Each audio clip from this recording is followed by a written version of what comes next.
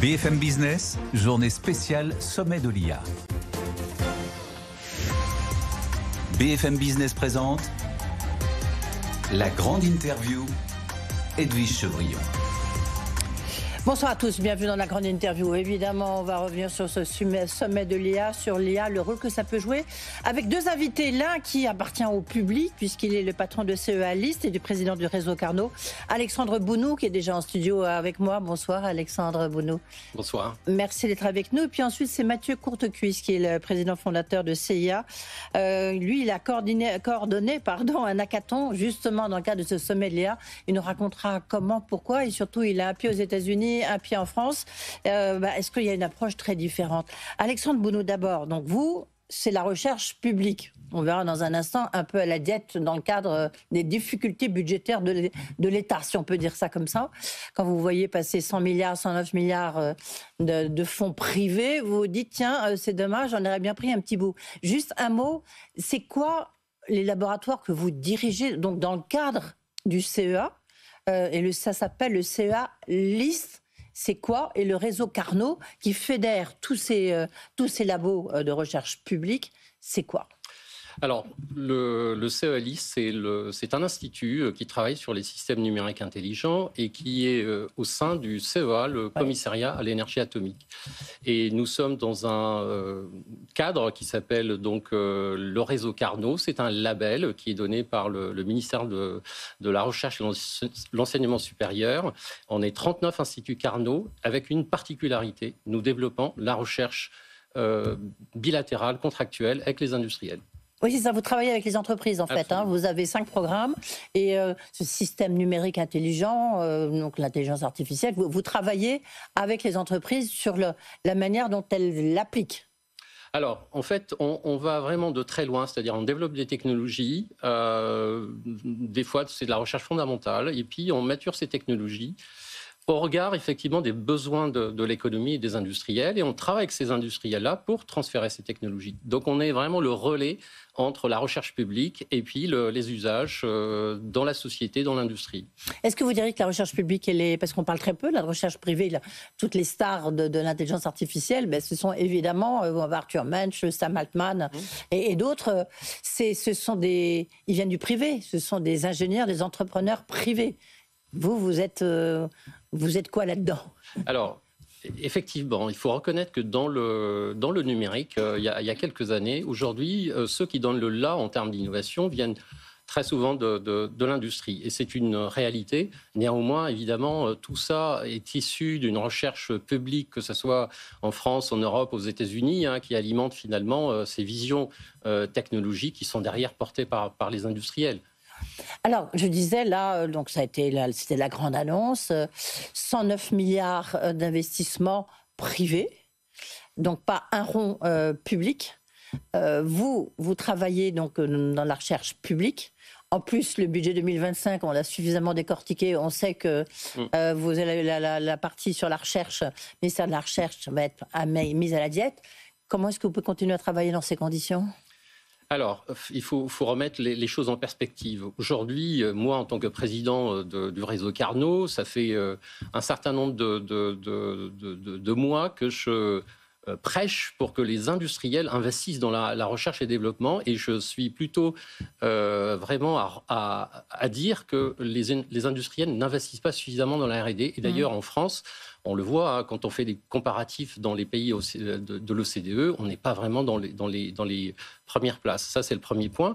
Le deuxième point, dans le domaine de l'intelligence artificielle, la France a été vraiment à l'aune d'une stratégie nationale. Bruno Bonnell le soulignait hier. France 2030, elle va peser autour de 2,5 milliards d'euros, ce qui est quand même pas négligeable. Et on est ravis qu'effectivement, il y ait des annonces de cette nature où il y a des milliards qui sont annoncés pour des infrastructures principalement, comme l'a annoncé le président de la République il y a maintenant... Justement, ça, vous mettez le doigt sur un point important puisque vous parlez d'infrastructures. On a le sentiment que c'est un peu que ça. Or, l'intelligence artificielle, ça n'est pas que ça. Ça, c'est important. Les data centers, c'est très important. C'est vrai qu'on a une énergie décarbonée qui pourrait être moins chère. Oui. Donc, on a des atouts, on a des ingénieurs. Est-ce que vous ne regrettez pas que, vous qui êtes plutôt dans la dimension chercheur, tête chercheuse, qu'il n'y ait pas moins cet aspect intelligence? Alors, je pense que l'intelligence artificielle, aujourd'hui, il faut la regarder avec le triptyque suivant. Les modèles, donc les modèles d'IA, les modèles de fondation, ou tout court l'intelligence artificielle. Il y a la question de la donnée qui est extrêmement importante. Il y a la question des infrastructures. Donc c'est ce triptyque-là qu'il faut regarder. Jusqu'à maintenant, et jusqu'à il y a quelques semaines, on pensait que la course, en tout cas ceux qui vont dominer ce domaine-là, sont ceux qui vont avoir des moyens colossaux pour les modèles de fondation, pour des ressources de calcul très importantes. Et on a vu quelque part DeepSeek arriver avec une approche différente qu'on avait d'ailleurs annoncée, en tout cas expérimentée en France il y a quelques mois, puisqu'on a montré qu'on était capable de travailler avec des modèles beaucoup plus petits et qui étaient aussi performants que ce que DeepSeek a montré il y a quelques semaines. Vous avez téléchargé l'application Le Chat, vous travaillez avec... J'ai eu l'annonce effectivement il y a quelques jours, pas encore, mais j'aurai évidemment le plaisir de... Plus sérieusement, vous travaillez avec Mistral, avec Arthur Mensch, qui devient le nouveau gourou français? On a eu effectivement des échanges au début quand le Mistral vraiment se mettait en place, cherchait à créer ses bases de données. Il s'est appuyé sur vous? En tout cas, dans les discussions, mais on n'a pas eu vraiment une collaboration, même si aujourd'hui, on a des collaborations dans le cadre de projets collaboratifs financés par France 2030.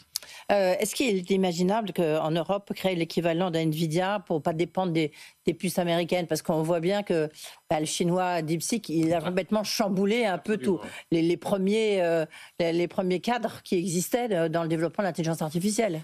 En fait, c'est vrai que la question s'est posée très rapidement quand on a eu ces modèles de fondation arrivés fin 2022 et OpenAI, et sur le fait qu'aujourd'hui, 90% du marché est pris par NVIDIA. Donc la question, c'est comment réagir à ça, sachant que ça ne se fait pas du jour au lendemain, il ne faut pas se leurrer. Non, mais est-ce qu'il faut réagir? Parce que quand on voit d'ici qui finalement a pris des... Enfin, c'est ce qu'ils disent, il faut toujours vérifier avec les Chinois, je suis d'accord. Mais ils ont pris des vieilles chips, enfin des vieilles... Est-ce qu'il faudrait... Je pense qu'il faut qu'il y ait des solutions souveraines. Ça, c'est vraiment un enjeu pour la France, pour l'Europe.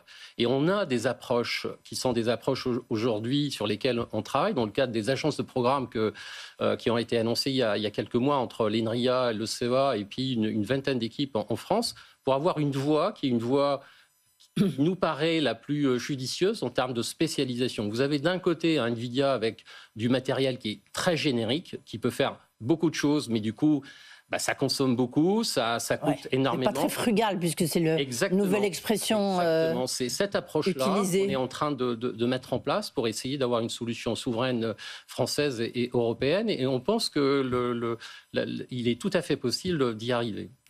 Et comment ? Nous avons aujourd'hui des solutions qui sont déjà éprouvées. Il y a ASML, mais il y a...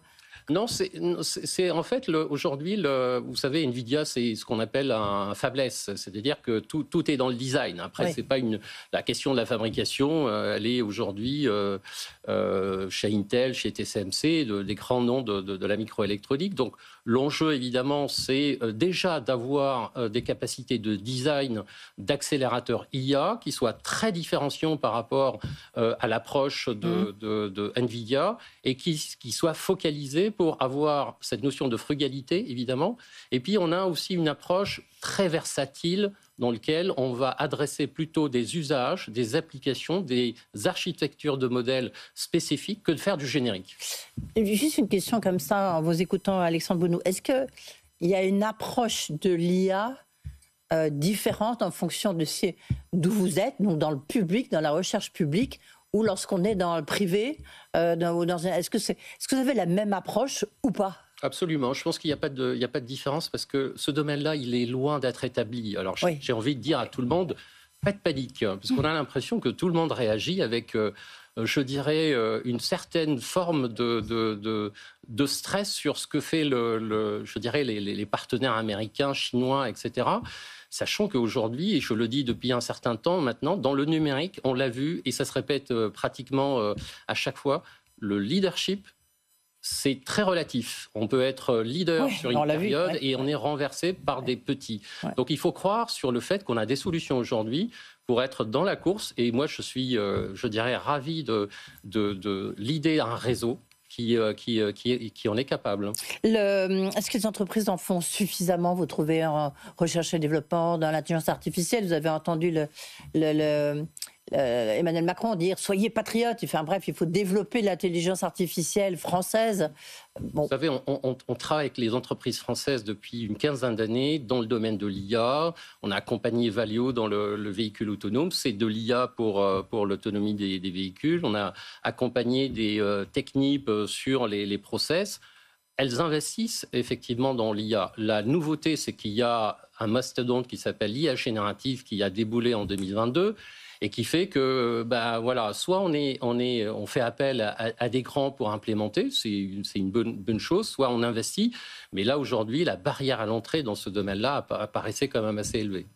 Le grand débat, là, on l'a entendu, surtout depuis que les Américains sont débarqués au sommet de l'IA, c'est la régulation. Est-ce que la régulation tue l'innovation? Avant d'entendre votre réponse, Alexandre Balloux, je voudrais qu'on écoute Sam Altman, le grand gourou, évidemment, d'OpenAI. On écoute ce qu'il dit, puis après vous répondrez.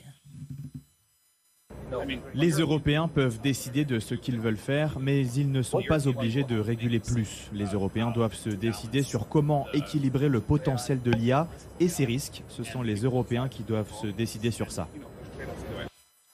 Ah, mais c'est pas tout à fait c'est pas tout à fait là-dessus. Mais en revanche, on sait on connaît J.D. Vance. Là, il a dit jamais les États-Unis n'accepteront une telle régulation. Ça, c'est l'anti-censure. Vous lui répondez quoi ou vous répondez quoi? Je pense que typiquement l'IA Act, qui va rentrer en pratique en 2025-2026, vient mettre en place un certain nombre de critères en fonction des évaluations des risques. Ok, mais vous êtes pour ou vous êtes contre? Sur le point de cette régulation qui nous paraît nécessaire dans un certain nombre de cas, aujourd'hui, l'IA, elle sert pour soigner des personnes, elle sert pour la robotique autonome, elle sert pour... Et donc et il y a des risques derrière. Donc il faut accepter les risques. Dans une certaine mesure, je pense qu'il faut effectivement prendre des risques, mais il faut aussi être en capacité de travailler sur des dimensions qui sont pour nous fondamentales. La robustesse de ces modèles, la confiance, c'est un sujet pour lequel l'État français a investi 45 millions d'euros. Alors oui ou non pour la régulation? Écoutez, oui. Non, vous avez le temps de dire un mot. Oui ou non? Régulation mesurée. D'accord, peut-être bac oui, peut-être bac non. Merci Alexandre Bounou d'avoir été avec nous, donc directeur général, on l'a compris, du CEA LIST, tous ces laboratoires, et président du réseau Carnot. Merci beaucoup.